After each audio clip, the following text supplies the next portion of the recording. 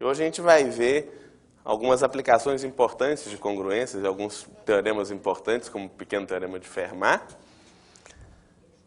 Então, para isso, a gente vai começar com um lema bastante simples, que diz que se K é congruente a KB módulo M.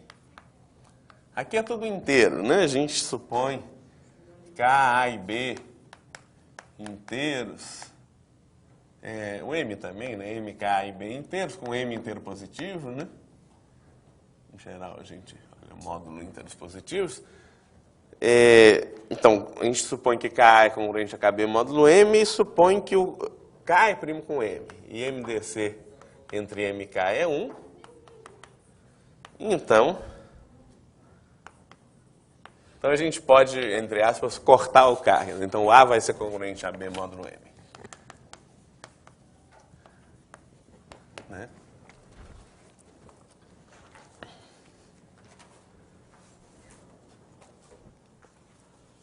Bom, então vamos começar provando isso, depois a gente vai usar isso para provar o popular pequeno teorema de Fermat, que é um dos resultados importantes desse curso.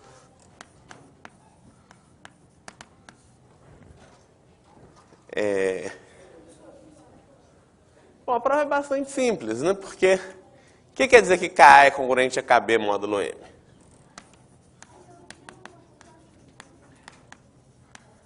Isso quer dizer que M divide essa diferença, Ka menos KB, né? Ou KB menos Ka, tanto faz. Você pode escrever como K vezes B menos A. O que acontece é que o M é primo com K. Se o M divide K vezes B menos A, ele tem que dividir B menos A.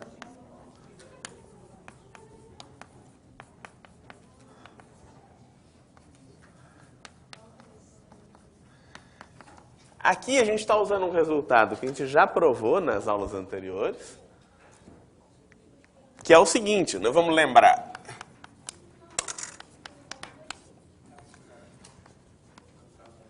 Se M é primo com K e M divide K vezes um certo inteiro C, então M divide C. Vocês lembram desse resultado? Como é que a gente prova isso? A gente pode usar essa coisa fundamental sobre o MDC, que diz que sempre que dois caras são primos entre si, existe uma combinação linear deles que dá 1. Em geral, sempre existe uma combinação linear de dois inteiros dados que dá o MDC entre eles. Combinação linear quer dizer um deles vezes um inteiro mais o outro vezes outro inteiro. Então, nesse caso em particular, existem x e y inteiros com mx mais ky igual a 1. O MDC é sempre combinação linear dos dois caras.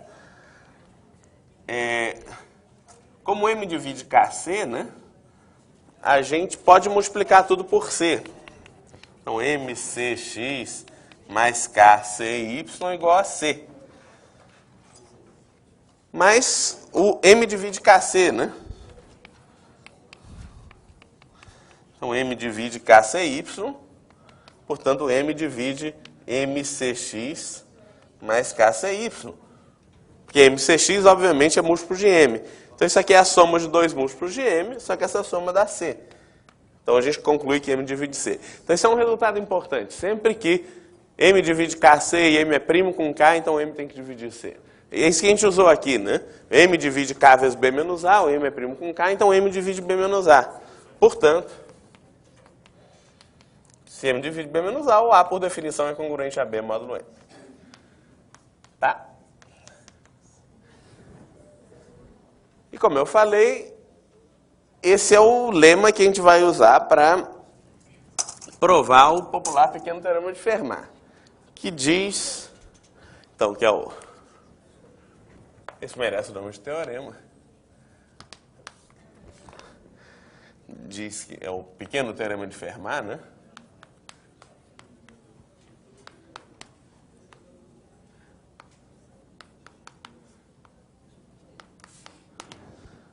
Ele diz assim, seja P um primo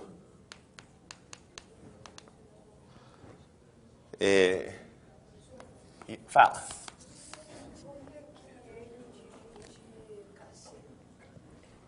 M divide KC por hipótese. Ali na proposição? Lá no canto é hipótese. Eu estou supondo que M divide KC. Né? Eu estou querendo concluir que M divide C. Mas ele divide KC por hipótese. Eu estou supondo que M divide KC, eu estou querendo concluir que M divide C. Tá?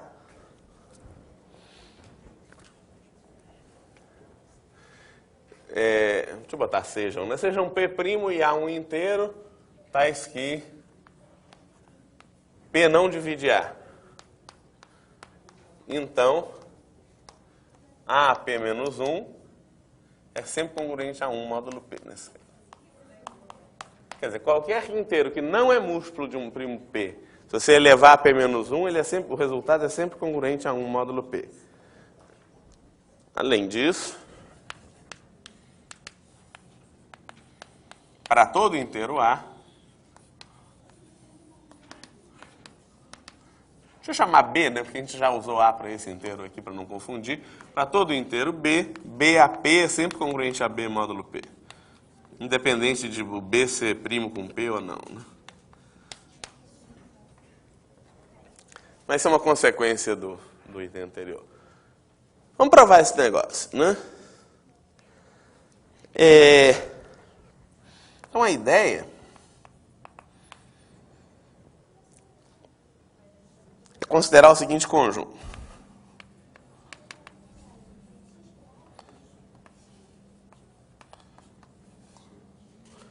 Sei lá, A é Azinho, 2Azinho, 3Azinho até P menos 1 vezes Azinho. Eu pego esse inteiro A, que eu estou supondo que não é múltiplo de P, né? E multiplico ele por todos os inteiros entre 1 e P menos 1. Por 1, por 2, por 3, até P menos 1. Então, olha para cá. Esses caras vão ser todos primos com P. Né? P é primo. Como P é primo e P não divide A, P não divide nenhum desses caras. P não divide K vezes A para todo K nesse conjunto, 1, 2, até P menos 1. Porque P é primo, né? P não divide nenhum desses caras, porque esses caras são menores que P, são positivos, né? Então, esses caras são produtos de dois números inteiros que não são múltiplos de P. O resultado não pode ser múltiplo de P, então, porque P é primo, né? Sempre que um primo divide um produto, ele tem que dividir um dos termos, né? Ou, se vocês quiserem, esse é um caso... Isso também é uma consequência daquela proposição. Se P não divide A, P, em particular, é primo com A. O MDC entre A e P tem que ser 1, né? Tem que ser um divisor de P positivo. Divisor de P positivo só tem o 1 e o P. Como o MDC não é o P, o MDC é 1. E, portanto, se P dividisse KA, P teria que dividir K. Mas K está entre 1 e P menos 1. Nenhum desses números pode ser múltiplo de P. Então, de fato, K vezes A nunca é múltiplo de P. Por outro lado,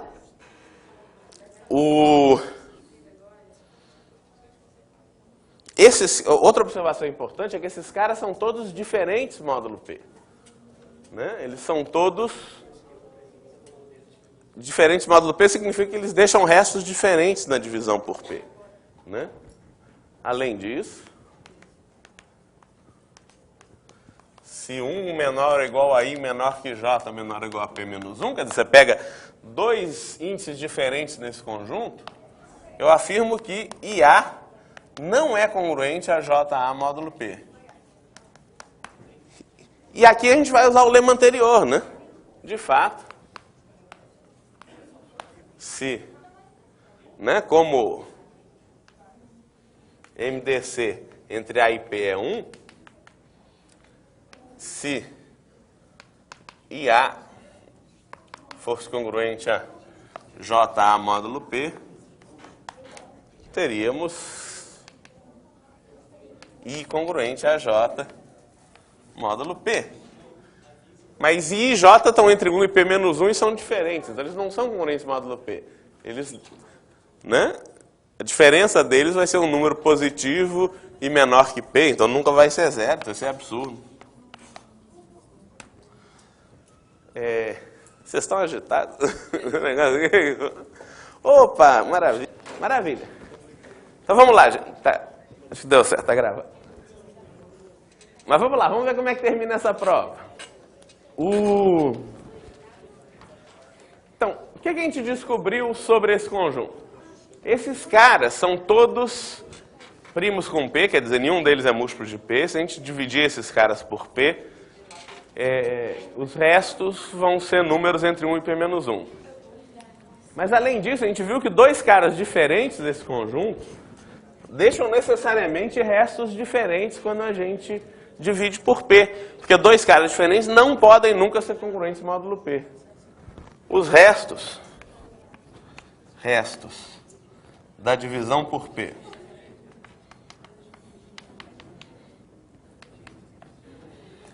de A, 2A, P menos 1A, então, são todos, pertencem a esse conjunto aqui, 1, 2 até P menos 1, porque eles nunca são múltiplos de P, e são todos distintos.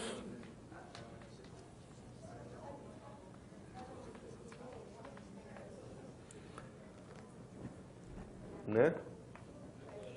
Mas aqui tem P menos 1 números. Esses P menos 1 números deixam P menos 1 restos possíveis, e esses restos que eles deixam são todos distintos. Então não tem jeito, eles têm que, quando a gente divide eles por P, eles têm que deixar todos os restos possíveis entre 1 e P menos 1. E se tiver algum resto faltando aqui, vai ter que ter algum resto que aparece duas vezes. Mas a gente viu que nenhum resto pode aparecer duas vezes, porque dois desses caras nunca são congruentes módulo P. Quer dizer, dois desses caras nunca podem deixar o mesmo resto na divisão por P. Então eles são todos distintos e logo o conjunto desses restos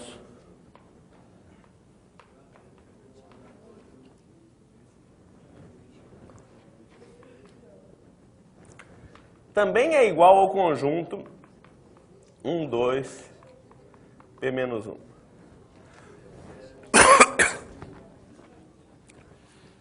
Então, abusando um pouco da notação, se a gente olha todo mundo módulo P, A módulo P, 2A módulo P, na verdade a gente pode interpretar isso como simplesmente querendo dizer o resto da divisão por P. P menos 1A módulo P é 1 módulo P, 2 módulo P, bom, P menos 1. Quer dizer, os conjuntos dos restos possíveis são esses. E, portanto, se a gente multiplicar todo mundo desse conjunto e desse conjunto, o resultado módulo P tem que ser o mesmo. Deixa eu ver como é que o Samuel escreve isso. Não, o conjunto dos restos coincide com o conjunto dos restos não nulos na divisão por P. Portanto, se você multiplicar todo mundo, A vezes 2A, vezes 3A, etc., vezes P menos 1A, é congruente a 1 vezes 2 vezes 3 vezes P menos 1, que é P menos 1 fatorial, né? Módulo P. Vê se vocês concordam com isso. Isso aqui é um momento crucial da prova. Eu não estou dizendo que o A é 1, que o 2A é 2, não estou dizendo isso não. O A pode ser qualquer coisa. Estou dizendo que o A deixa um certo resto módulo P, sei lá, o A pode ser 7 módulo P, o 2A pode ser 3 módulo P, etc. Mas quando eu olho para todos os restos do A, 2A, 3A até P menos 1A módulo P, eu vou obter todos os restos possíveis, 1, 2, 3 até P menos 1. Então, se eu multiplicar todo mundo aqui e olhar o resultado módulo P, vai se dar o mesmo resultado que multiplicar todo mundo aqui e olhar o resultado módulo P. Então, essas coisas são congruentes módulo P, ou seja, o que é esse produto? A vezes 2A vezes 3A. É P menos 1 fatorial vezes A elevado a P menos 1. Isso é congruente a P menos 1 fatorial, módulo P, ou seja, P divide P menos 1 fatorial vezes A P menos 1 menos P menos 1 fatorial. Isso eu posso escrever como P menos 1 fatorial vezes A P menos 1 menos 1.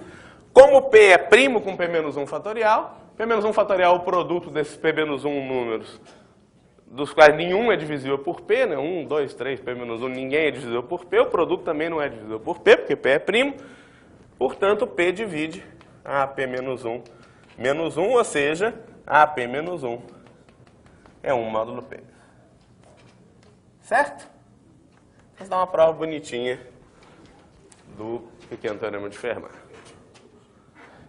Então, isso prova a primeira parte, né, do pequeno teorema de Fermat. A segunda parte diz que para qualquer inteiro... Agora, seja B um inteiro qualquer. Se P não divide B, pelo item anterior, o BAP menos 1 vai ser 1 módulo P. Portanto, o BAP, que é B vezes BAP menos 1, é congruente a B vezes 1, que é B módulo P. Então, nesse caso, BAP é congruente a B módulo P, simplesmente multiplicando por B dos dois lados, né? Agora, se P divide B, BAP também vai ser múltiplo de P, né? Ambos vão ser múltiplos de P, portanto, ambos vão ser 0 módulo P. Agora terminou. Então, em qualquer caso, para qualquer inteiro, se você elevar ele a P, o resultado módulo P, ou seja, o resto da divisão por P, vai ser o mesmo resto da divisão de B por P, né? É um resultado geral muito bacana, muito importante. Muito bem. Então, provamos o pequeno teorema de Fermat, que é o principal resultado teórico dessa aula, vamos usar em alguns problemas, né? Tem outros resultados importantes, que por exemplo, o teorema de Wilson, que a gente vai provar daqui a pouco, né?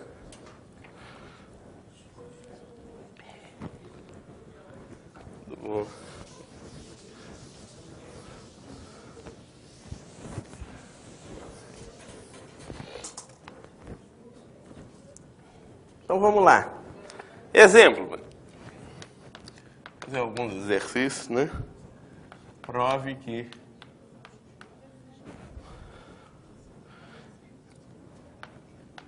n à quinta sobre 5 mais n ao cubo sobre 3 mais 7n sobre 15. Esse cara é inteiro para todo inteiro n.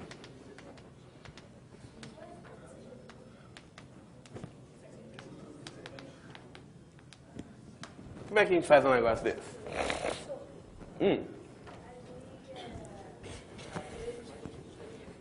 Como é que é? Se P não divide B é o primeiro caso. Tem dois casos. Ou P não divide B ou P divide B. E nos dois casos dá certo, né? Segundo caso, se P divide B, quer dizer, B é um múltiplo de P. Então, B elevado a P também é um múltiplo de P. Os dois deixam o resto zero, quando os dois são congruentes a 0 módulo P. Então, eles são congruentes, né?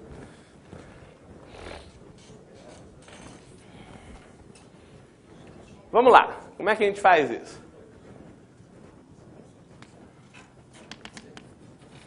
Bom, a gente pode igualar os denominadores. O denominador comum é 15.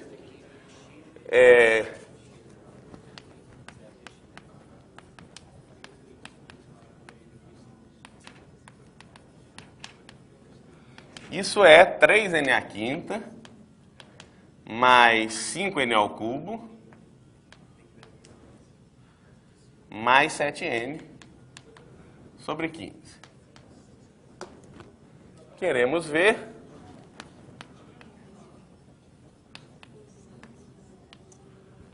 que 15 divide 3n à quinta mais 5n ao cubo mais 7n para todo n inteiro. Isto é, para ver que um inteiro é múltiplo de 15, basta ver que ele é múltiplo de 3 e é múltiplo de 5.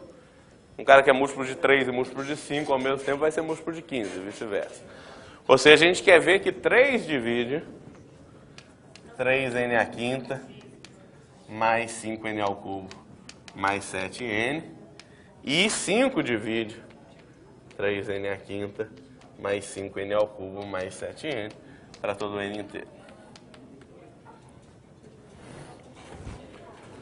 Bom,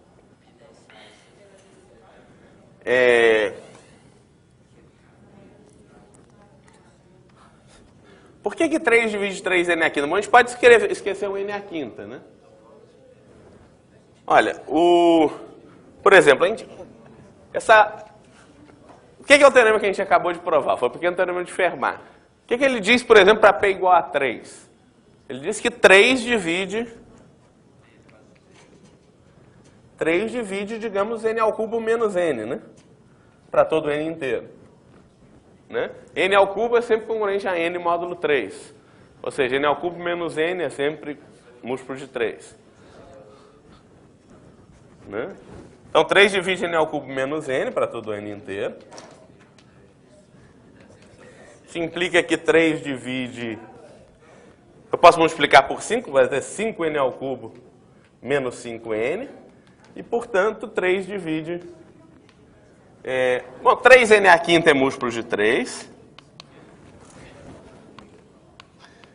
5n ao cubo menos 5n é múltiplo de 3.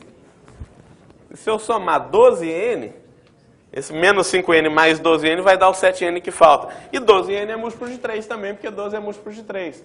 Isso aqui é a soma de 3 múltiplos de 3. Isso aqui é múltiplo de 3, isso aqui é múltiplo de 3, isso aqui é múltiplo de 3.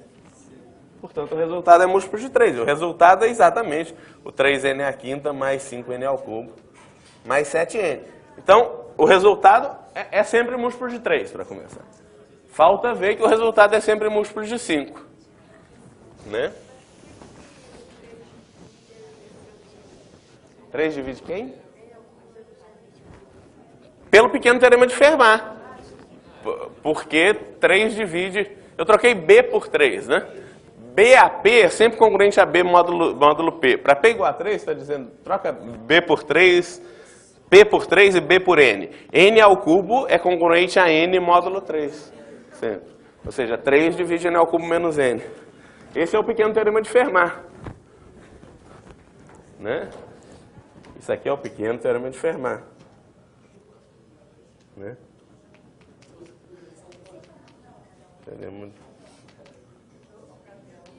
Pequeno teorema de Fermat diz exatamente isso no caso P igual a 3.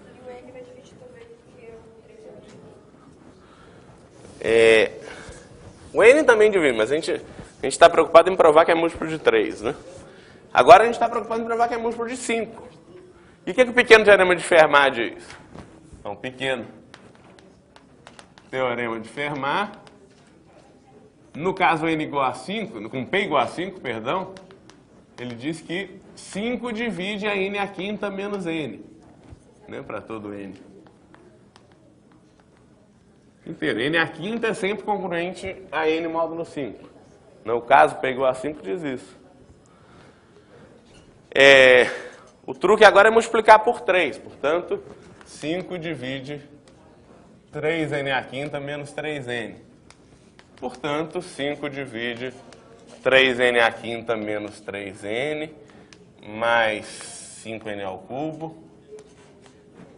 mais 10n. Porque 5 divide 5, 5 divide 10. Essas duas outras últimas parcelas são sempre múltiplos de 5. E isso dá o que a gente quer, né? Dá 3n à quinta, mais 5n ao cubo, mais 10n menos 3n é mais 7n, que é exatamente o que está aqui. Então, acabou. Essa expressão, 3n à quinta mais 5n ao cubo mais 7n, é sempre múltiplo de 3 e é sempre múltiplo de 5. E, portanto, é sempre múltiplo de 15, ou seja, aquela fração sempre dá um inteiro. Sempre, o numerador é sempre divisível por 15, dá para simplificar e dá sempre inteiro. Tá?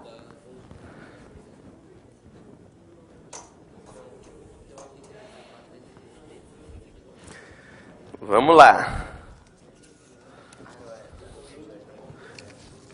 Outro problema.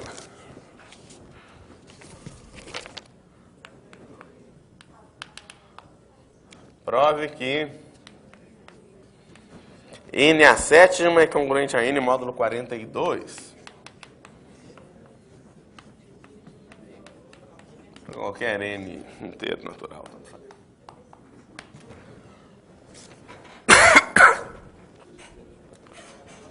42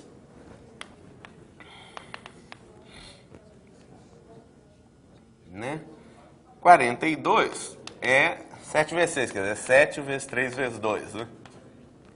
Pequeno teorema de Fermat.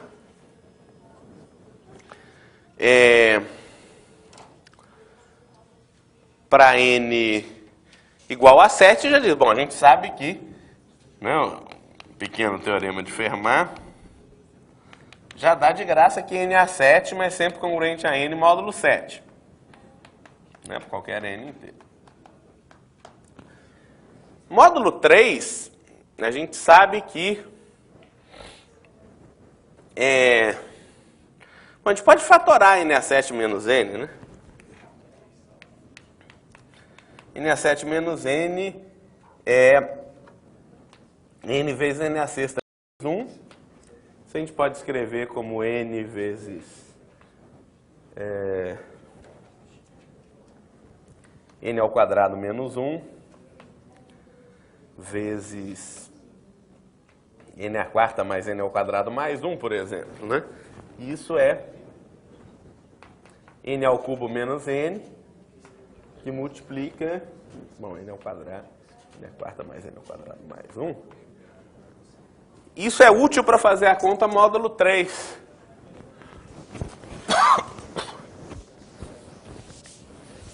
A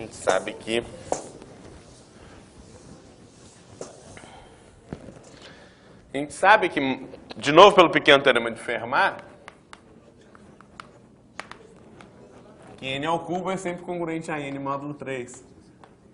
Portanto, 3 divide n ao cubo menos n, portanto, 3 divide n ao cubo menos n vezes qualquer coisa, né? Por exemplo, n ao cubo menos n vezes n à quarta mais n ao quadrado mais 1. Isso, como a gente viu, dá n à sétima menos n. Ou seja, n à 7 menos n é sempre múltiplo de 7, como a gente tinha visto antes, e é sempre múltiplo de 3. Basta ver agora que é sempre múltiplo de 2, o que também é fácil, né?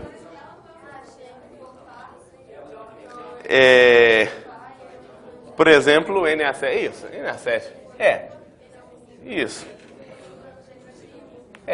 Pode fazer assim, n par implica que n à sétima é congruente a n congruente a 0 módulo 2, e n ímpar implica que n à sétima também é ímpar, ou seja, que n à sétima e n são 1 módulo 2. Então, ou seja, 2 sempre divide n à sétima menos n, para qualquer n. Natural. Então, 2 divide n à sétima menos n, 3 divide n à sétima menos n, e 7 divide n à sétima menos n. Ou seja, 2 vezes 3 vezes 7, que é 42, divide n à sétima menos n para todo n natural. Muito bem, então, acabou. É isso.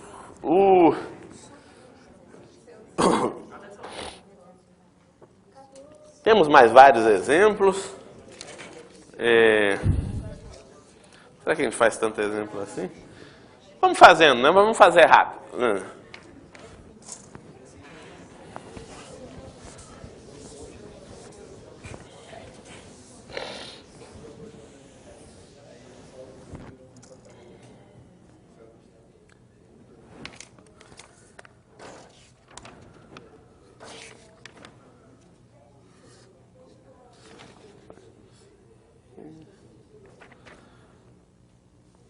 Vamos lá. Então, exemplo.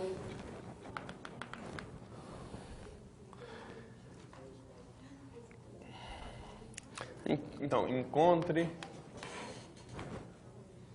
o número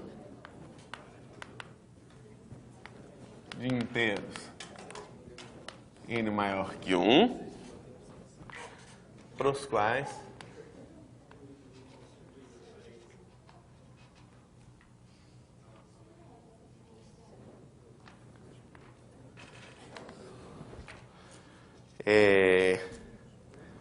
n divide A25 menos A para qualquer inteiro A. Não vão ser poucos, não.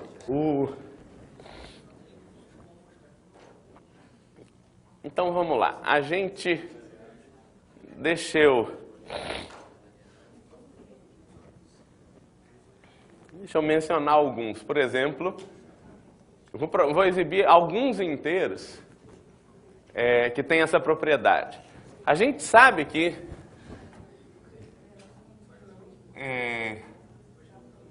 certamente n igual a 2 tem essa propriedade, porque A25 e A tem sempre a mesma paridade, né? Se A for par, A25 também é par. Se A for ímpar, A25 também é ímpar. Então vamos listar alguns inteiros com essa propriedade. N igual a 3 também, porque a gente pode fazer isso aos poucos, digamos, né? A25 a gente pode escrever A25 menos A é A que multiplica A24 menos 1, né? A24 menos 1, 24 a gente pode fatorar, é A vezes A ao cubo A8 menos 1. A ao cubo A8. Bom, A ao cubo é sempre congruente a A módulo 3. Então esse é A vezes A 8 menos 1. Ou seja, isso é A9 menos 1. Estou olhando o módulo 3.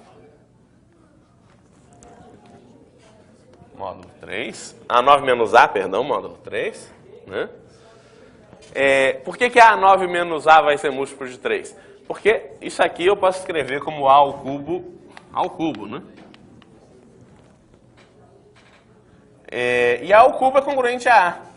Então isso é congruente a A ao cubo menos A. É sempre 0 módulo 3. Então essa diferença dá sempre 0 módulo 3. Então para n igual a 3 dá certo. Sempre. Para n igual a 5 isso também dá certo. Porque para n igual a 5 isso a gente pode fazer de novo, A25 menos A. A quinta menos A. A quinta é congruente a A módulo 5. E fica A quinta menos A, que é sempre 0 módulo 5. Olha, eu usei que A quinta é congruente a A para garantir que A quinta é congruente a A quinta. E depois eu usei que A quinta é congruente a A de novo para garantir que A quinta menos A é 0 módulo 5. Então n igual a 5 também tem essa propriedade. Então a gente já achou n igual a 2, n igual a 3, n igual a 5. Temos agora n igual a 7, que também tem essa propriedade. N igual a 7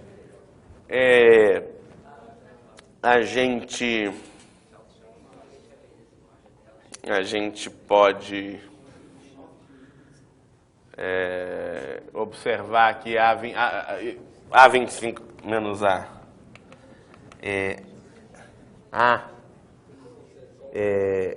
A24 menos 1, que é A... Isso aqui é fácil de fatorar, nesse caso ajuda. A12 menos 1 é A12 mais 1. A gente pode fatorar um pouquinho mais. A12 menos 1 é A sexta menos 1, A sexta mais 1. Bom, vezes A12 mais 1. E A vezes A sexta menos 1 é A sétima menos A. A sétima menos A é sempre múltiplo de 7. Ó. Se é A sétima menos A sexta mais 1, A12 mais 1. Isso sempre é 0 módulo 7. Por causa desse termo, A sétima menos A, que é sempre 0 módulo 7. Né?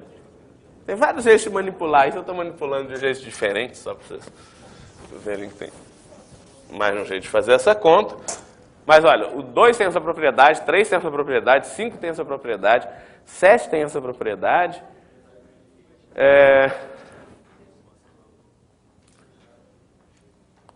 13 tem essa propriedade, pelo seguinte, porque A25 menos A25 menos A, de novo é A12 menos 1, A12 mais 1, que é A13 menos A vezes A12 mais 1. A13 menos A é sempre múltiplo de 13, pelo pequeno teorema de Fermat. Então, o módulo 13 também dá certo. Agora, será que tem algum outro primo, por exemplo, que satisfaz essa propriedade? Ou será que tem alguma potência de primo? Por exemplo, se P é primo e P ao quadrado divide N, N não tem essa propriedade.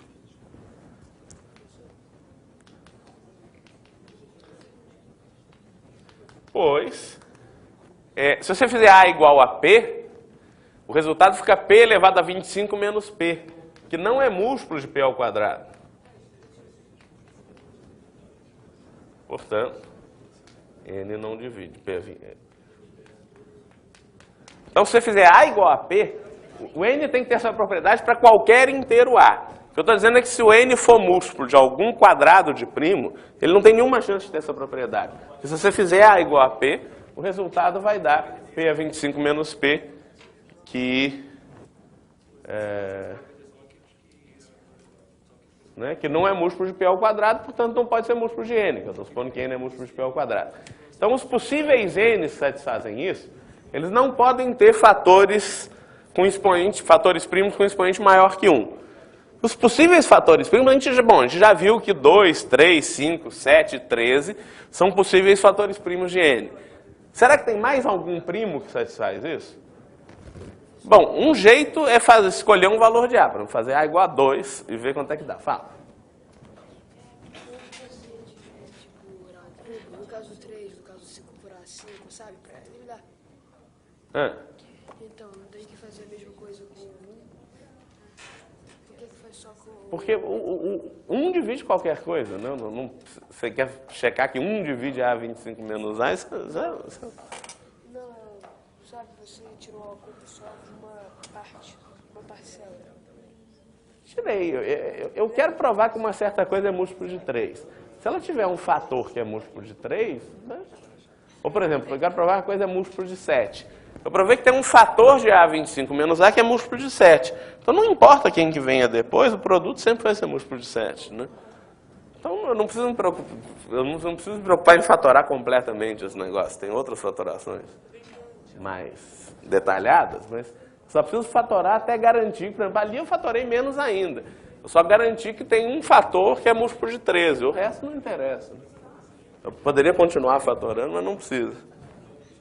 E poderia calcular mais ou menos desse jeito aqui também, quer dizer, não precisa exatamente fazer isso, mas isso foi conveniente, né?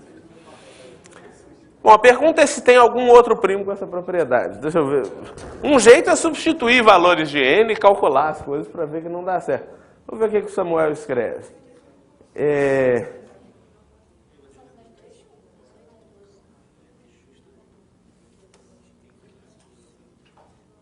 Tá, então aí ele faz a conta, quer dizer, quando se eu fosse fazer na mão ia demorar, mas ele já faz. Ele faz assim, ó, ele faz, digamos, A igual a 2, para ver o que acontece, né? Vai dar 2 a 25 menos 2, que é 33554430, eu acho. Mas é um número que fatora assim, ele é 2 vezes 3 ao quadrado, aqui é bom colar, porque essa conta dá trabalho. Vezes 5, vezes 7, vezes 13, vezes 17, vezes 241.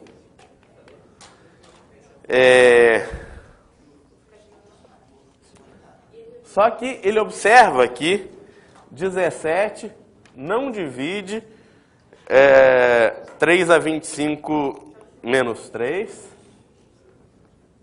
Ele diz 3 a 25 dá menos 3 módulo 17. Né? E 241 não divide 3 a 25 menos 3. Portanto, 17 e 241 não tem essa propriedade para qualquer inteiro A. Tem para A igual a 2, mas não tem para A igual a 3. O que mais que falta? Não falta nada, né? Os outros primos, 2, 3, 5, 7 e 13, a gente provou que tem essa propriedade sempre. Então, o conjunto dos N's, né? O conjunto dos N's com essa propriedade, né? Deixa eu escrever isso aqui em algum lugar bom aqui do lado, né?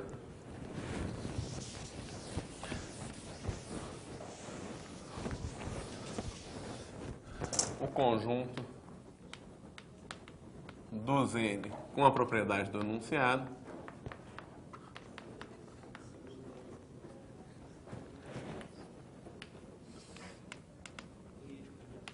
é o conjunto dos divisores positivos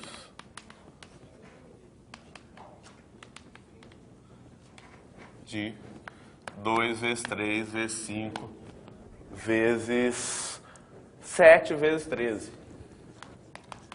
Olha, a gente provou que A25 menos A sempre é múltiplo de 2, sempre é múltiplo de 3, sempre é múltiplo de 5, sempre é múltiplo de 7, sempre é múltiplo de 13. Então sempre vai ser múltiplo desse produto, porque esses caras são primos distintos. E sempre vai ser múltiplo de qualquer divisor disso, né? Mas não tem nenhum outro primo com essa propriedade, não tem nenhum, porque você tem um primo que não seja nem 2, nem 3, nem 5, nem 7, nem 13, nem 17, nem 241, A igual a 2 já é um contra-exemplo. 2 a 25 menos 2 não é múltiplo desse cara. Se o primo for ou 17 ou 241, 3 a 25 menos 3 não vai ser múltiplo dele. Então, os únicos primos que têm essa propriedade são 2, 3, 5, 7 e 13. E como nenhum número com essa propriedade pode ter um fator ao quadrado, então os fatores primos possíveis são só esses, o expoente é no máximo 1. Então, ele tem que ser um divisor disso, né? O conjunto dos N é o conjunto dos divisores positivos disso que tem. Aqui são 5 fatores, tem 2 à quinta, igual a 32 elementos. Então a resposta do problema é 32. Tem 32 números com essa propriedade, que são os 32, né? 2 vezes 2 vezes 2 vezes 2 vezes 2, são os 32 divisores positivos desse número aí. O que você não entendeu? Eu estou dizendo é que se N tem essa propriedade, os únicos possíveis fatores primos dele são 2, 3, 5, 7 e 13. Isso você entendeu? Porque senão, se ele tiver algum fator primo que não esteja nessa lista, vai furar ou para A igual a 2 ou para A igual a 3. Então basta que fure para algum A que o N não tem essa propriedade. O N tem que dividir A25 menos A para todo inteiro A. Se falhar para A igual a 2 já está fora. Se falhar para A igual a 3 já está fora também. Então os únicos primos que sobrevivem para A igual a 2 para A igual a 3 são esses. 2, 3, 5, 7 e 13. E esses primos a gente viu que dão certo sempre, que eles dividem A25 menos A para qualquer inteiro A. Então os primos que dividem A25 menos A para qualquer inteiro A são só 2, 3, 5, 7 e 13. O produto desses primos, então, também divide A25 menos A para todo o inteiro A. E um número vai ter essa propriedade se somente se ele é divisor desse produto. Quer dizer, os fatores primos dele só podem ser 2, 3, 5, 7 e 13, o expoente é no máximo 1 sempre. Não pode ter nenhum expoente ao quadrado, porque a gente já viu, né? Então, não tem jeito. São só os 32 divisores desse número. Que é... né? O N é maior que 1. Então a resposta é 31. A resposta é 32 menos 1 igual a 31. Porque eu estou supondo que N é maior que 1. Então, um dos divisores desse número é 1. 1 não vale, pelo enunciado. Pegadinha. Vocês perdem um pontinho no final da prova se responderem 32. Muito bem.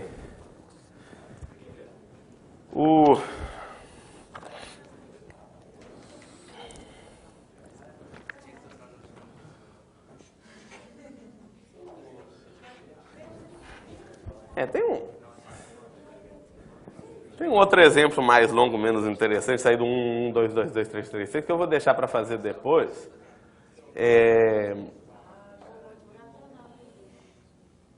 Eu vou deixar para fazer depois, porque eu quero falar do teorema de Wilson. Mas depois a gente volta, se der tempo. Mas tem um outro exemplo depois que é mais interessante antes. Então, deixa eu pular para o exemplo 7.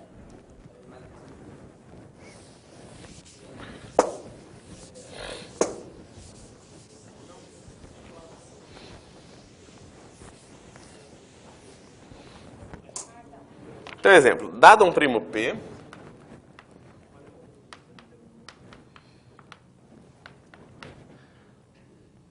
prove que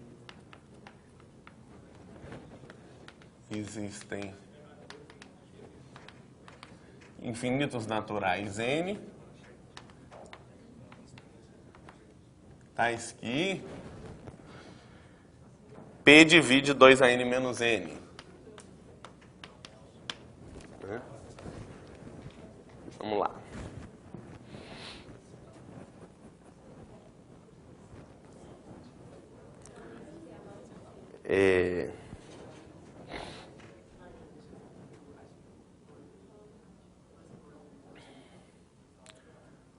Muito bem.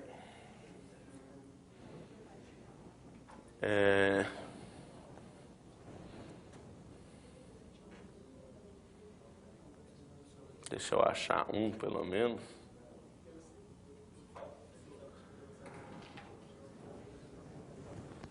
Vamos lá.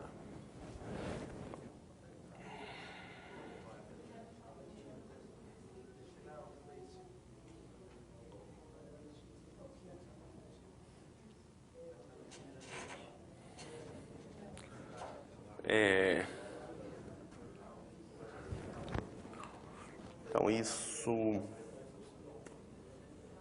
pode dar uma solução, mas por indução.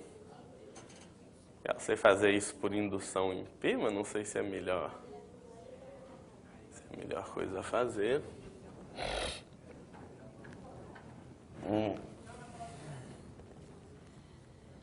Essa divisão por P menos 1.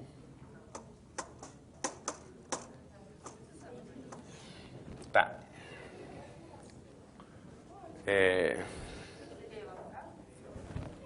Isso, N... eu posso fazer assim, N é 2 módulo P menos 1.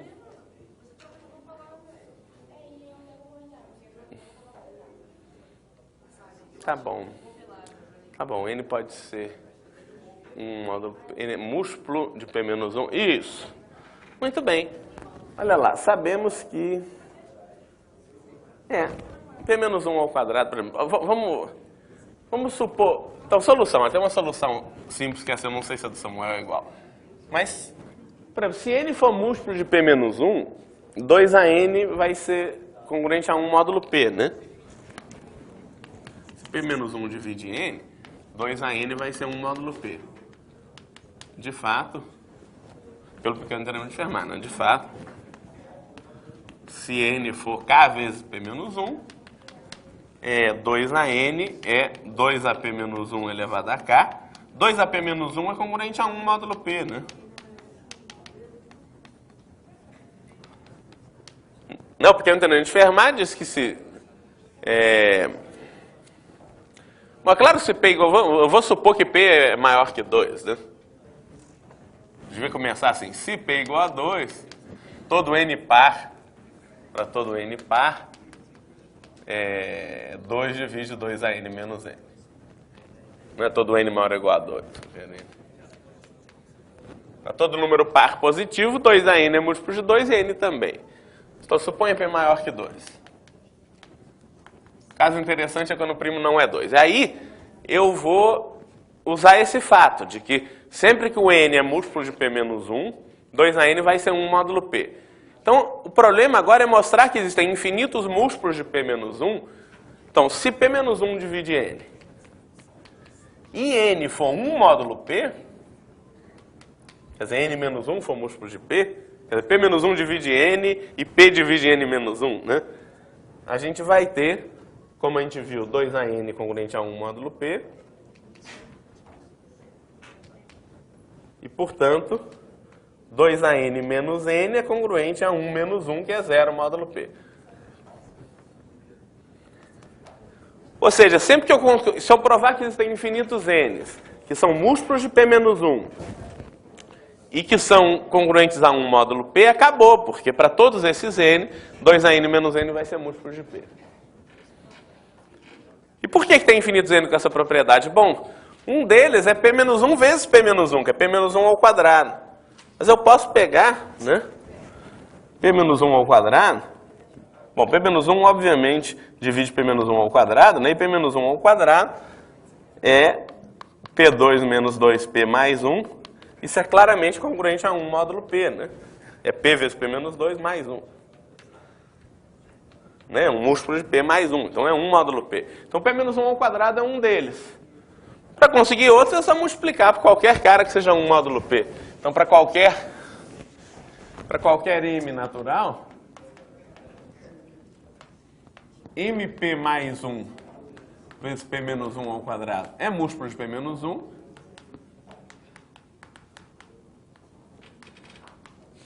E MP mais 1 esse P menos 1 ao quadrado é congruente. Bom, MP mais 1 é 1 módulo P, né? 1 vezes P menos 1 ao quadrado. P menos 1 ao quadrado a gente acabou de ver que é 1 módulo P. Então, todos os números dessa forma vão ter essas propriedades. Vão ser múltiplos de P menos 1 e vão ser congruentes a 1 módulo P. A gente viu que todo número com essa propriedade satisfaz a propriedade do enunciado. 2an menos n vai ser 0 módulo P, ou seja, vai ser múltiplo de P. Tá? Então, isso é legal. Ele faz uma coisa ligeiramente parecida. Ele pega potências de P menos 1 a 2K, mas tudo bem. Qualquer coisa dessa funciona.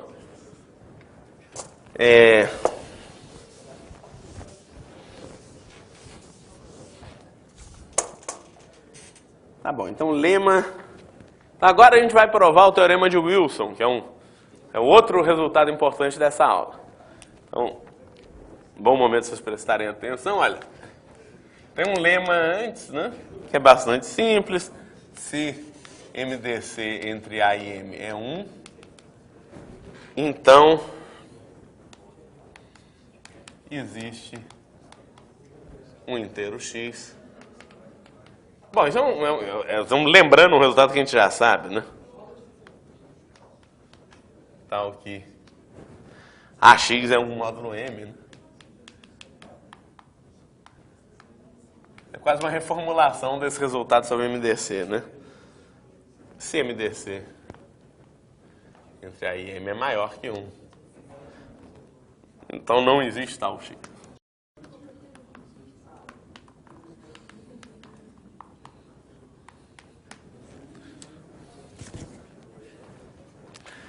Então a prova é a seguinte: MDC entre A e M é 1, é equivalente a dizer que existem x e y inteiros com AX mais MY igual a 1. Mas dizer que AX mais MY é igual a 1 é a mesma coisa que dizer que AX é 1 módulo M.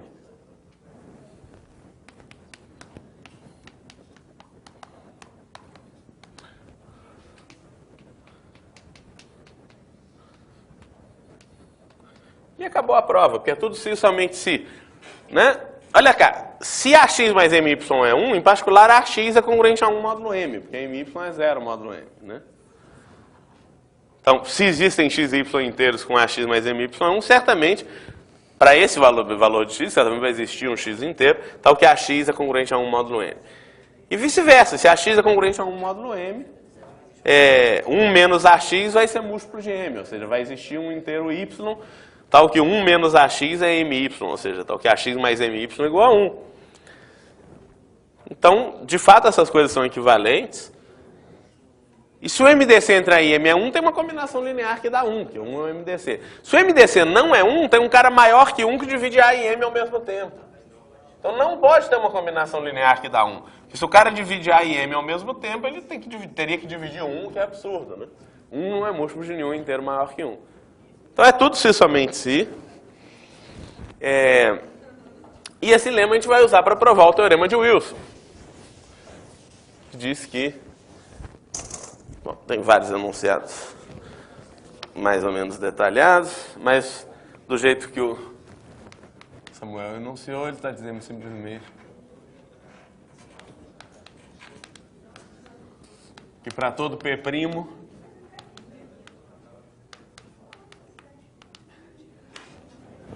P menos 1 fatorial é congruente a menos 1 módulo P. Né? Então vamos provar isso.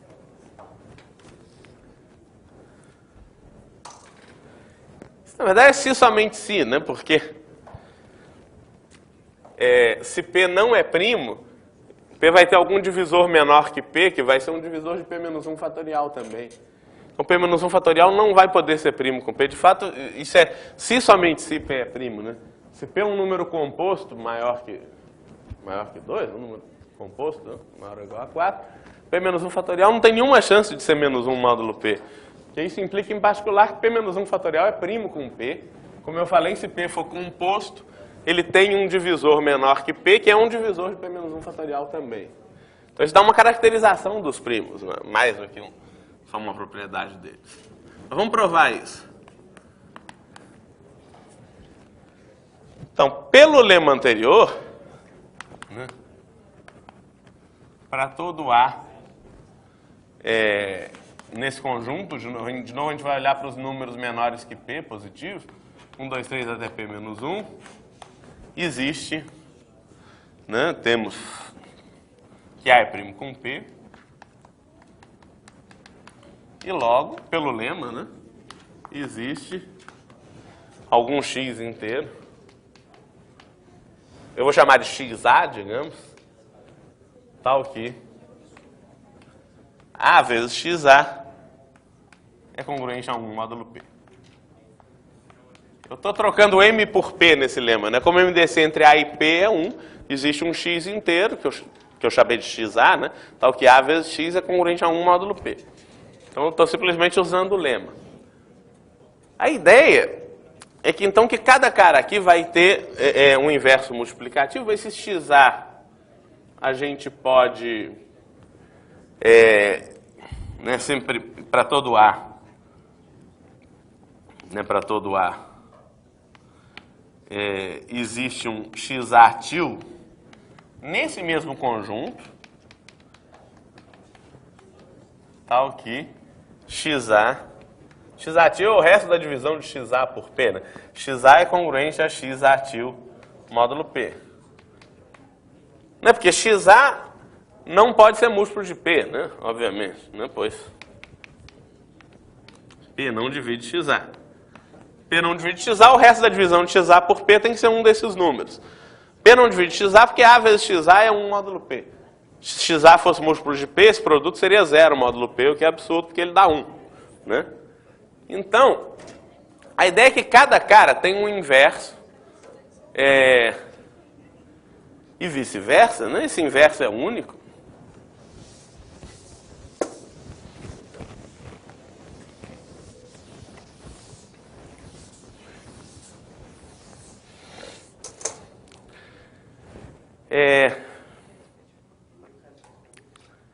Então, esse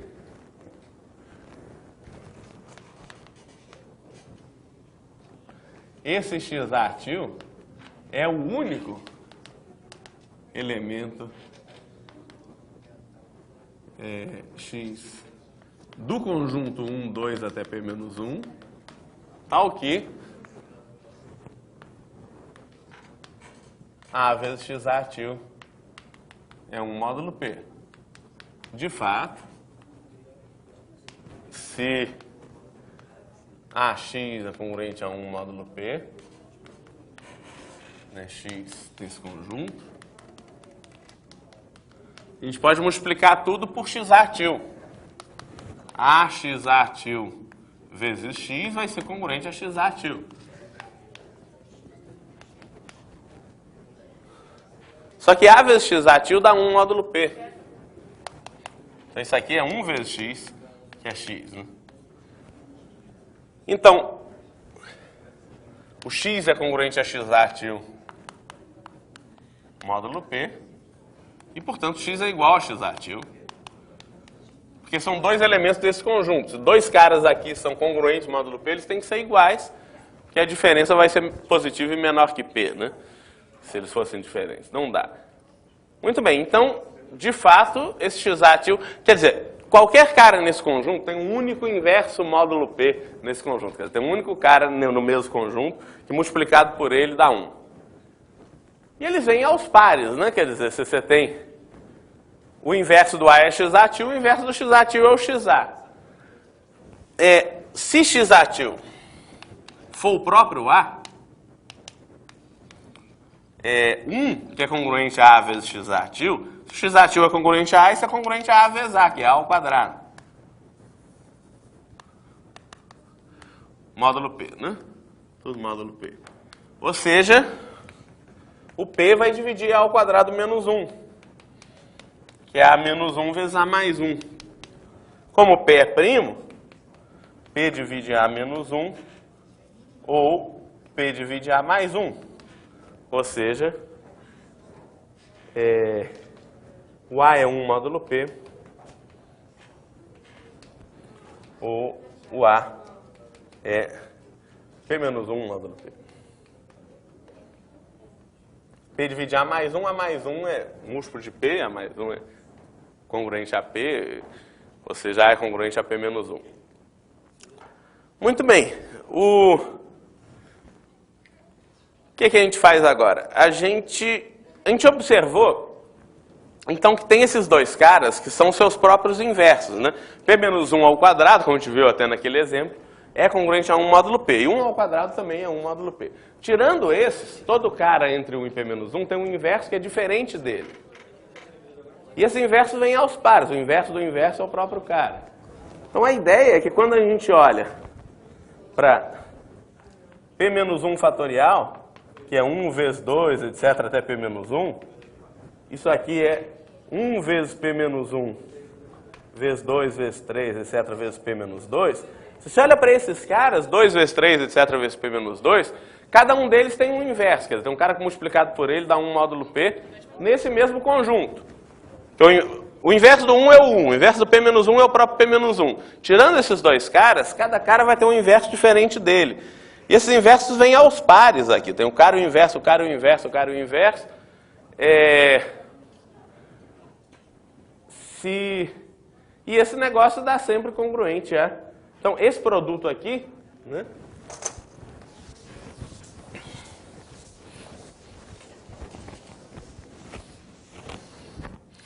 Podemos decompor, né? O conjunto 2, 3 até P menos 2 como união disjunta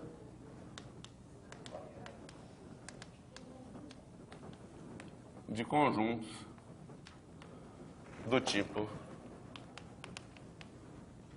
A, X ativo. Então, o cara é seu inverso, o cara é seu inverso. Dois desses conjuntos ou são iguais ou são disjuntos. E, né, como A vezes X ativo é sempre 1, por definição, né? 2 vezes 3, etc., vezes P menos 2, vai ser 1 módulo P. P menos 1 fatorial, então, vai ser congruente a 1 vezes P menos 1, então, vezes 1, que é P menos 1, que é congruente a menos 1 módulo P. E acabou a prova. A ideia é que quando você multiplica todo mundo, 1 vezes 2 P menos 1, a maior parte dos caras vão cancelar. Os únicos caras que não vão cancelar, quer dizer, que não tem um inverso diferente dele, são o 1 e o P menos 1, que são seus próprios inversos. Então vai sobrar só 1 vezes P menos 1, que dá P menos 1, que é menos 1 módulo P. Tá, então, o produto é sempre congruente a menos 1 módulo P, porque no produto a maior parte dos tempos se cancela e sobra só o 1 e o P menos 1. Muito bem. Então, vamos ver alguns exemplos em que a gente vai usar o teorema de Wilson. Então tem esse numa prova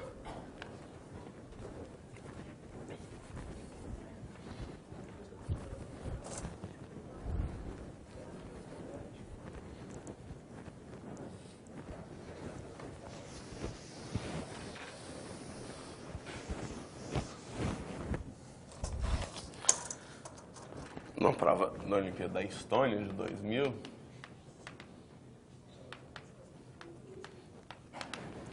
Que é assim, prove que não é possível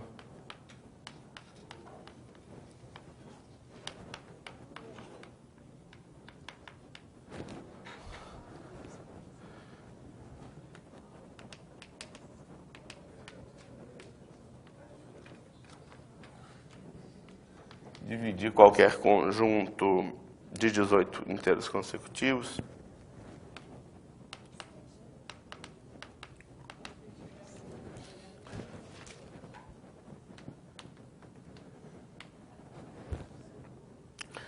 em dois conjuntos disjuntos, A e B,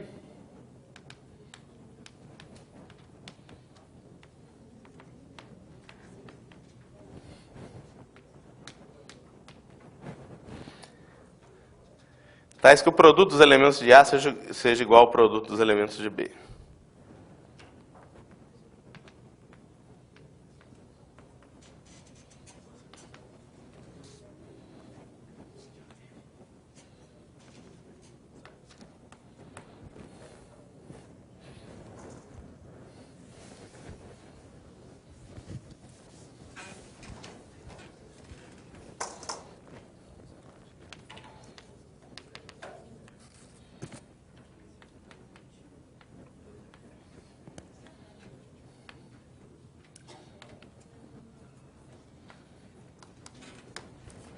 Tá. Então, bom, esse exemplo está logo depois do teorema de Wilson. Então dá uma ideia de a gente usar o teorema de Wilson de algum jeito.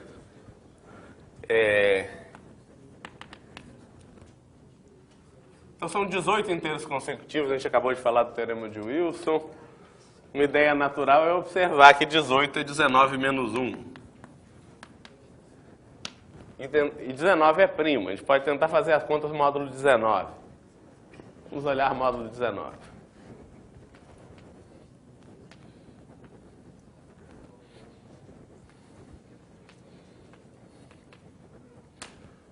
Então, nossos inteiros são... Eu posso escrever eles como n mais 1, n mais 2... até n mais 18, né?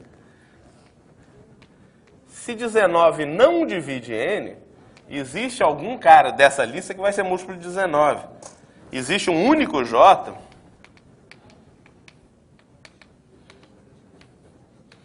né, com 1 menor ou igual a j menor ou igual a 18, tal que 19 divide n mais j. Porque se você juntar o n mais 1, n mais 2, etc., n mais 18, são 19 inteiros consecutivos. Quando eu olho para os restos da divisão por 19, eu vou ter todos os restos possíveis. Cada resto vai aparecer exatamente uma vez. Se o n não é múltiplo de 19, vai ter que ter um múltiplo de 19 nessa lista e vai ter um único múltiplo de 19 nessa lista. É isso que eu estou dizendo. Mas então... o produto, por exemplo, se, por exemplo,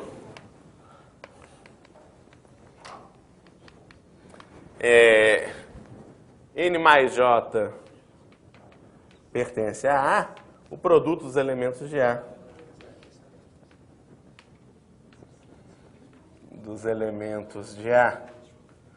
será múltiplo de 19 e o de B não.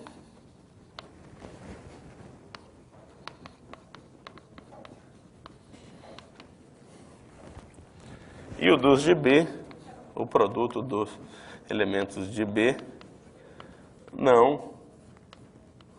Então não dá para o n não ser múltiplo de 19. Então o n tem que ser múltiplo de 19 para ter alguma chance disso acontecer, né?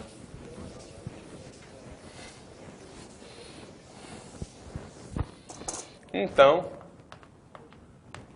19 divide n e n mais 1, n mais 2 até n mais 18 é congruente a 18 fatorial, porque n mais 1 é congruente a 1, n mais 2 é congruente a 2, n mais 2 é congruente a 18, módulo 19, e 18 fatorial é menos 1 módulo 19 pelo teorema de Wilson.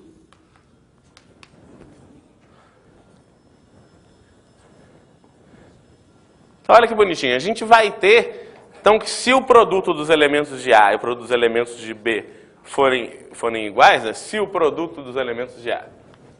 Vou escrever assim, produto para x em A de x for igual ao produto dos elementos de B para y em B de y. Eu vou chamar esse cara de C, digamos. C ao quadrado tem que ser congruente a 18 fatorial, que é menos 1 módulo 19. Portanto, C a 18 é congruente a... Bom, é igual a C ao quadrado a nona, né? Só que C ao quadrado é menos 1, isso é congruente a menos 1 a nona, que é menos 1. Módulo 19, isso é absurdo. É absurdo pelo pequeno teorema de Fermat, né? Pois... Bom, nenhum desses caras é múltiplo de 19, né? Pois 19 não divide C, obviamente. Se 19 dividisse C é 18, ia ser 0, módulo 19, né? E não menos 1. Mas 19 não divide C implica que C é 18, pelo pequeno teorema de Fermat tem que ser 1 módulo 19. E não menos 1, mas aqui está dando menos 1. É absurdo, é bonitinho isso, né? A gente usou o teorema de Wilson e o pequeno teorema de Fermat no mesmo. Muito bem.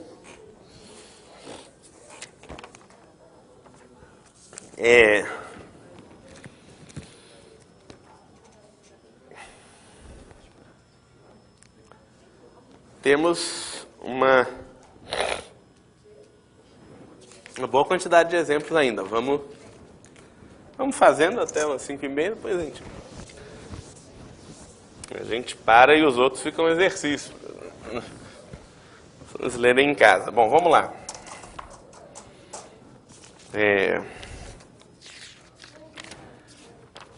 faz uma definição que é útil em vários problemas. Um conjunto S contido em Z é um sistema completo de resíduos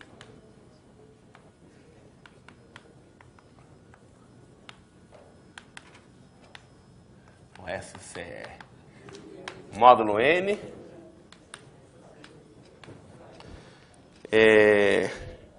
se para cada J, para cada A com 0 menor ou igual a N menos 1, existe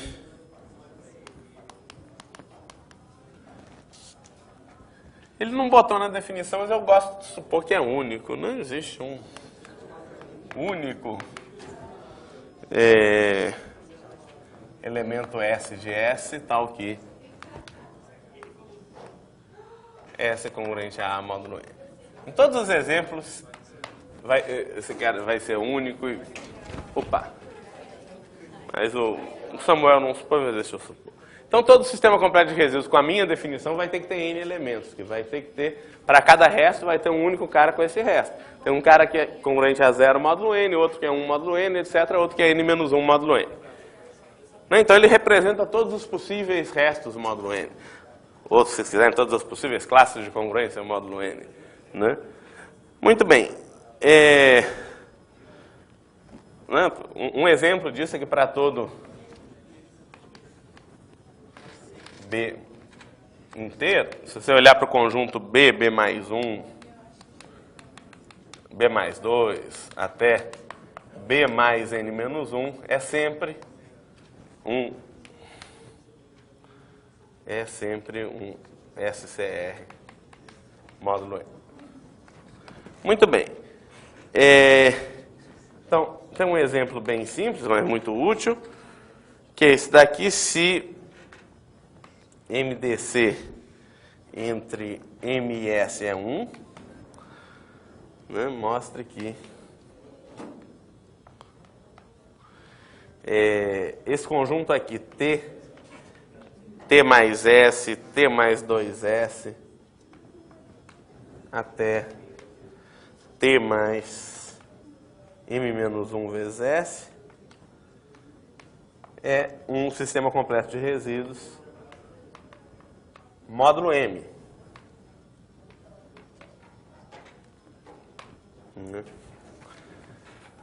Muito bem, o que acontece? Acontece que esses caras são todos diferentes módulo N, né?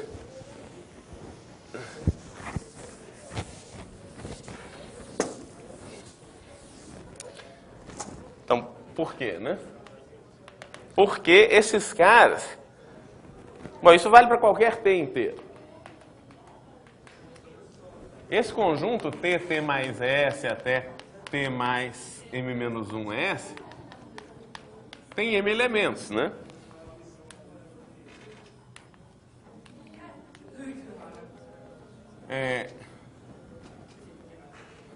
Se você tem dois caras aqui, você tem dois, digamos, I e J nesse conjunto 0, 1 até M-1.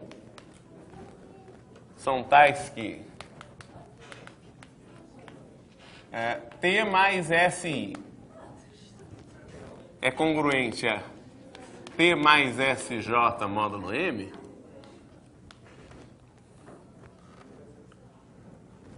a gente vai ter que M divide isso menos isso, né? Aí, isso menos isso, o T soma, fica SJ menos SI, que é S que multiplica J menos I. Como eu estou supondo que o S é primo com M, a gente sabe que o M divide J menos I. Ou seja, I é congruente a J módulo M. Como I e J estão entre 0 e M menos 1, o único jeito deles serem congruentes módulo M é que I seja igual a J. Ou seja,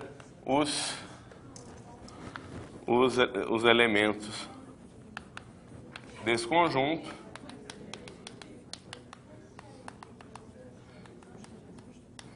deixam M restos distintos quando divididos por N.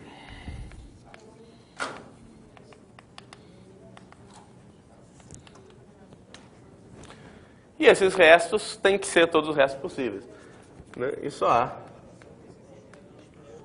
M restos possíveis.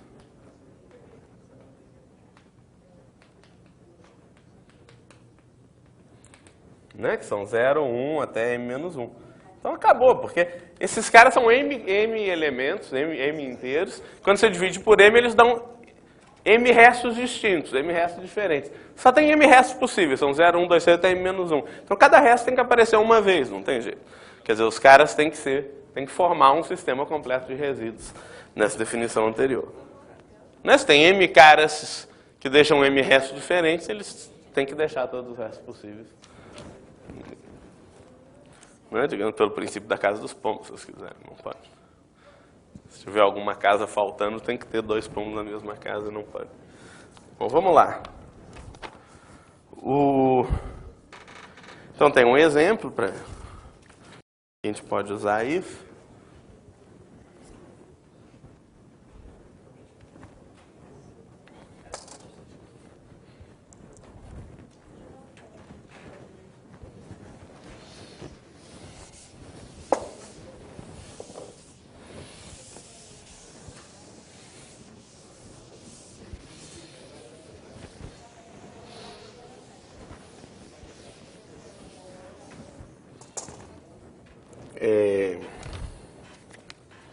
Então, seja M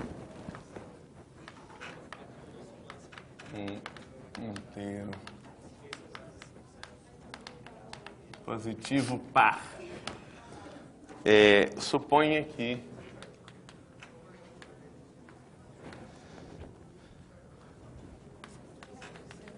A1, A2, AM e B1, B2, BM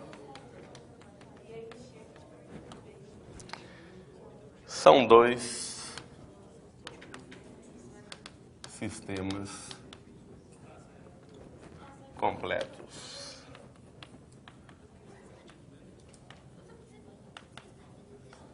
De resíduos módulo M.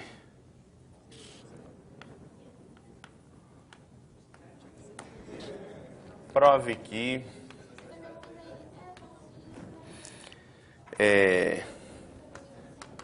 se eu somar os elementos correspondentes, que eu pegar A1 mais B1, A2 mais B2, etc., AM mais BM, isso nunca vai ser um sistema completo de resíduos. Não é um sistema completo de resíduos módulo M.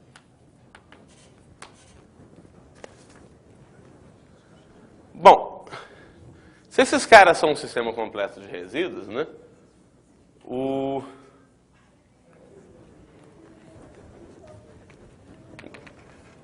Os restos da divisão de A1, A2, AM por M, em alguma ordem, vão ser 0, 1, 2, 3 até M menos 1. Então, A1 mais A2 mais AM é congruente a 0 mais 1 mais 2 até M menos 1 Isso dá mm-1 sobre 2, módulo m, né? Pela mesma razão, B1 mais B2 mais BM. Quer dizer, em qualquer sistema completo de resíduos, você tem que ter isso. Então, B1 mais B2 mais BM também dá m-1 sobre 2, módulo m. Se você somar as duas igualdades, você vai ter que A1 mais B1 mais A2 mais B2 mais AM mais BM vai ser congruente a isso, mais isso que é m-1.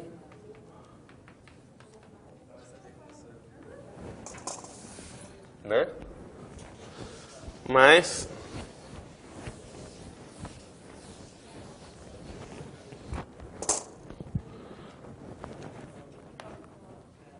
se A1 mais B1, AM mais BM fosse sistema completo de resíduos módulo M,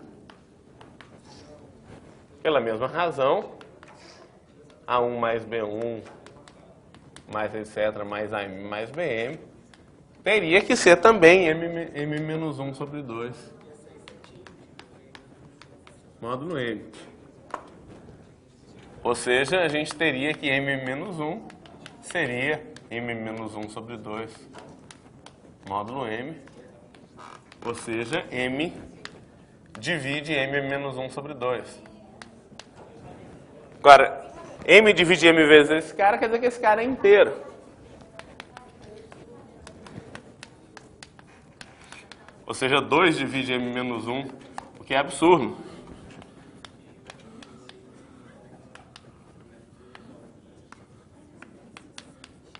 E m é par, portanto m-1 é ímpar, né? Então não dá. Não dá porque em qualquer sistema completo de resíduos, a soma dos elementos tem que ser congruente a m-1 sobre 2 módulo m. A gente usou isso para o A1, A2, AM, para o B1, B2, BM e para o A1 mais B1, A2, B2, AM mais BM, se ele fosse um sistema completo de resíduos. A gente chega numa contradição nesse caso, quando é par, né? Se m é ímpar, isso é falso, né? Vamos ver para o módulo 3. A gente pode pegar dois sistemas completos de resíduos módulo 3, né? 0, 1, 2 e, digamos, 0, 2, 4. Eu vou escrever assim, 0, 4, 2, né? Os dois são sistema completo de resíduos módulo 3. Se somar, vai dar termo a termo, 0, 5, 4. Todos esses caras são sistemas completos de resíduos módulo 3. Né? Aqui os restos são 5 é 2 módulo 3, 4 é 1 módulo 3, né? 4 é 1 módulo 3, 1, 2. Então, isso dá dois sistemas completos de resíduos, você soma. Então, se m é ímpar, isso em geral é falso. Você consegue arrumar esses sistemas completos de resíduos de maneira que as somas dão certo.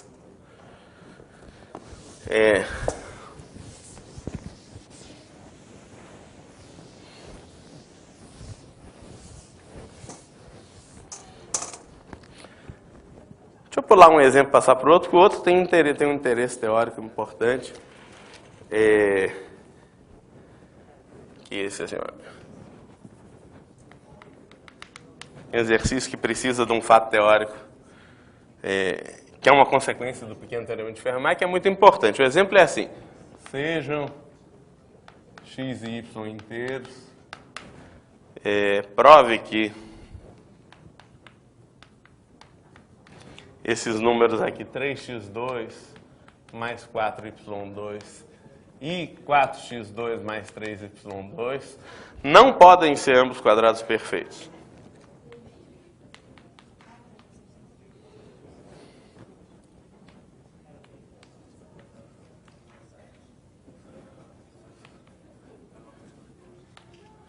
Para resolver isso, precisa de uma coisa que ele chama de lema, na verdade é uma proposição importante. Bom, lema, seja P, isso é uma diferença dos primos da forma 4K mais 1 e dos primos da forma 4K mais 3. O primo da forma 4K mais 3...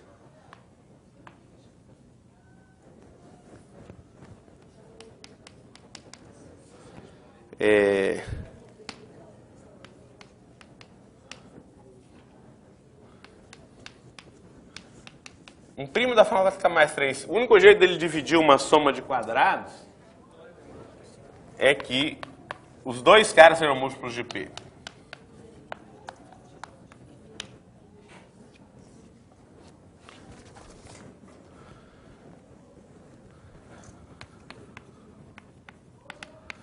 Bom, a volta é óbvia, né? A volta está dizendo que se P divide M, P divide N, então P divide M2 mais N2, é claro, né? Se P divide M, P divide M2, se P divide N, né? P divide M, P divide N, implica que P divide M2 e P divide N2, e, portanto, P divide M2 mais N2, né? A coisa interessante é a ida, o fato de que se P divide uma soma de dois quadrados, os dois termos têm que ser múltiplos de P. Isso não é verdade se o primo é da forma 4K mais 1. Por exemplo, 5 é igual a 1 ao quadrado mais 2 ao quadrado, né? Divide em particular 1 ao quadrado mais 2 ao quadrado, mas 5 não divide 1, 5 não divide 2. Né? Bom, suponha que se P divide M e P divide M2 mais N2, então, bom, P divide M2, então P divide M2 mais N2 menos M2, que é o N2, ou seja, P divide N também. Então, suponha que, se o P divide M, o P automaticamente divide o N também. Então,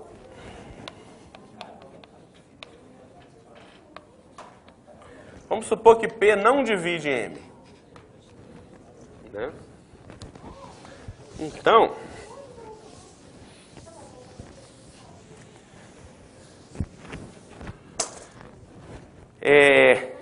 o que a gente vai ter? A gente vai ter que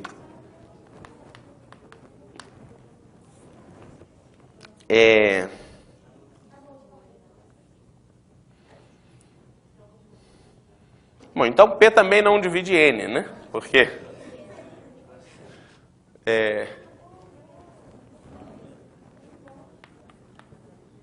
Se não,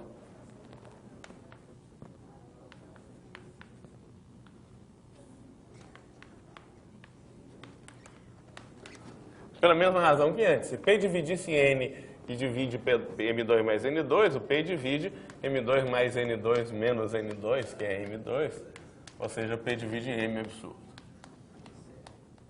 Então, nem o M, nesse caso, nem o M nem o N são múltiplos de P.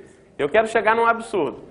Se o P divide M2 mais N2, quer dizer que o N2 é congruente a menos M2 módulo P. Como P é 4K mais 3, P menos 1 sobre 2 é 2K mais 1, que é ímpar. Né? P menos 1 dá 4K mais 2, P menos 1 sobre 2 é 2K mais 1, que é ímpar. Então, o truque é elevar os dois lados a P menos 1 sobre 2. Bom, N a P menos 1 dá 1 módulo P, pelo pequeno teorema de Fermat. Isso eu posso escrever como N2 a P menos 1 sobre 2, ou seja, N2 a 2K mais 1. Isso é congruente a menos M2, que N2 é menos M2, né? 2K mais 1. Isso é, bom, menos 1 a 2K mais 1, vezes M2 a 2K mais 1. Menos 1 a 2K mais 1 é menos 1, então isso é menos M2. O que é 2K mais 1? É P menos 1 sobre 2. Ou seja, isso é menos M a P menos 1. E menos M a P menos 1 é... Bom, M a P menos 1 é 1 módulo P, isso é menos 1 módulo P. Então eu comecei com 1, terminei com menos 1, quer dizer, 1 é congruente a menos 1 módulo P, P divide 2, só que P é um primo ímpar, P é um primo da forma 4K mais 3, isso é claramente absurdo.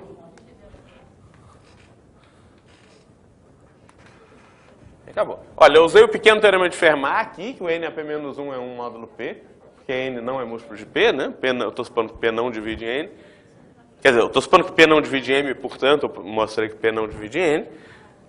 P não divide em M, então M a P menos 1 é 1 módulo P, então menos M a P menos 1 é menos 1 módulo P. Então você tem uma contradição, você teria que 1 seria igual a menos 1 módulo P e não é. Né? Então a gente usou o pequeno teorema de Fermat para provar o lema. Né? Isso termina a prova do lema. A gente tem um absurdo se P não divide em M. Porque se P divide em M, a gente viu que o P divide em N também. Então, isso termina a prova do lema. E agora vamos resolver o exercício.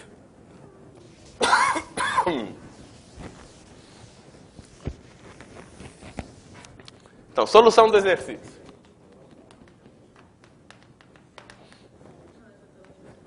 Se 3x2 mais 4y2 é m2 e 4x2 mais 3y2 é n2, digamos, a gente pode somar as duas equações, a gente vai ter que 7x2 mais 7y2 é m2 mais n2. E essa equação a gente vai provar que não tem solução, a menos que seja tudo zero, né? A menos que... Na verdade, o exercício não está completamente certo, porque eu posso fazer x igual a y igual a zero, né? A menos que x igual a y igual a zero. Né? Mas supondo que serão quadrados perfeitos não nulos, né? Então, a gente vai ver que uma equação desse tipo não pode ter solução a menos que seja tudo zero. Oi, peraí.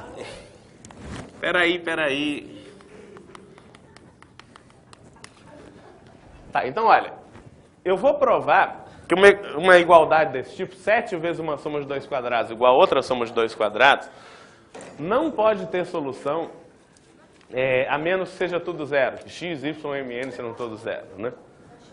Se essa equação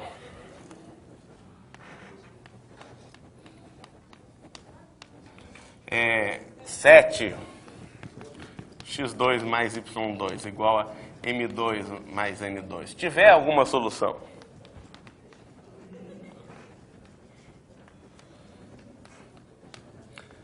com x, y, m, n inteiros, não todos nulos,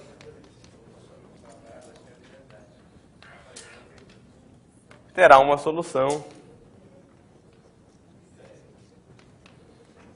em que, digamos, m2 mais n2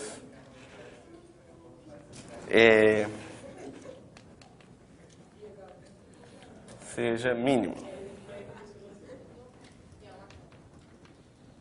Seja mínimo, quer dizer, seja o menor possível. Né? Você olha para a menor solução possível, para uma solução em que, digamos, essa quantidade m2 mais n2 seja a menor coisa possível. Então vamos tentar usar o lema para chegar numa contradição. Né? O que acontece? Acontece que 7 é um primo da forma 4k mais 3. Né? 7 é 4 vezes 1 mais 3 é primo. Se você tiver 7m2 mais... Né? Como é que é? 7 que multiplica x2 mais y2 igual a m2 mais n2, implica em particular que 7 divide m2 mais n2. E o que é que diz o lema? O lema diz que nesse caso, tanto m quanto n tem que ser múltiplo de 7. Então, existem x' e y' inteiros, tais que m é 7x' e n é 7y'. Então, como é que vai ficar isso? Vai ficar que 7x2 mais y2 é m2 mais n2, que é 7x, m é 7x' e n é 7y'. Ou seja, bom, quanto é que é 7 ao quadrado? É 49. Isso aqui dá 7, bom, posso botar 7 ao quadrado em evidência, vai ficar x' ao quadrado mais y' ao quadrado. Aqui tem 7, aqui tem 7 ao quadrado, dá para simplificar. Então vai ficar 7 que multiplica x' ao quadrado mais y' ao quadrado é igual a x2 mais y2.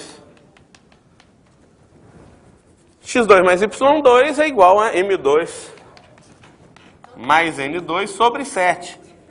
É menor que o m2 mais n2 anterior.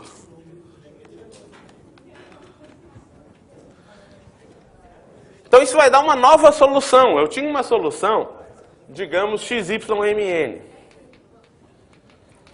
Eu obtive uma nova solução, que é o x', y', xy.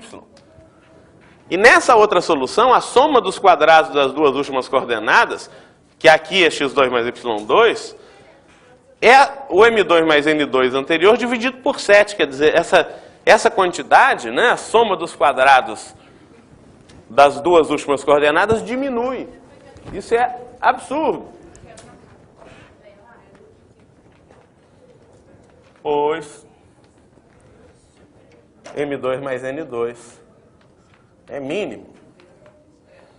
Então isso é um método de solução de equação em inteiros que é muito útil, que é a chamada descida infinita de Fermat, se quiser, essa ideia de considerar uma solução mínima e a partir dela conseguir uma solução menor ainda. É um jeito relativamente comum de mostrar que certas equações em inteiros não podem ter solução. Você supõe que tem uma solução e a partir dela consegue uma solução menor. Você não consegue sempre uma solução menor, você pode já começar com a menor solução possível em algum sentido. Como nesse caso, eu peguei uma solução em que esse m2 mais n2 fosse o menor possível. Eu consegui uma solução menor ainda, em que a mesma quantidade diminui, né? Ela fica 1/7 do que era antes. Então essa equação não pode ter solução. Na verdade, numa soma de dois quadrados, se ela for múltiplo de algum primo da forma 4k mais 3, o expoente desse primo na fatoração tem que ser sempre par. Está provado de um jeito parecido. O que acontece é que aqui o expoente do 7 tem que ser par e aqui tem que ser 7 vezes um cara que tem expoente par do 7. Então o expoente do 7 aqui tem que ser ímpar e aqui tem que ser par, então não tem nenhum jeito desses números serem iguais. Né? Para quaisquer valores de x e y, o expoente do 7 na fatoração aqui é sempre ímpar. O expoente do 7 aqui é sempre par. Então não dá para eles serem iguais. Mas a gente provou isso de outro jeito. Então, isso termina a solução do exercício, mas o lema é mais importante que o exercício, não é uma coisa. Aliás, um bom exercício é vocês provarem isso que eu falei, que para qualquer primo da forma 4k mais 3, se você olha para a maior potência dele, que divide um número da forma m2 mais n2, o expoente tem que ser sempre par. Né? O que não é necessariamente verdade para primo da forma 4k mais 1, como a gente viu nesse exemplo, falando do 5, né, que é 1 ao quadrado mais 2 ao quadrado.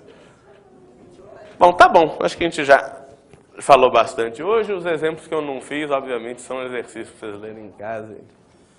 E também os problemas propostos, naturalmente. Né? Então tá bom.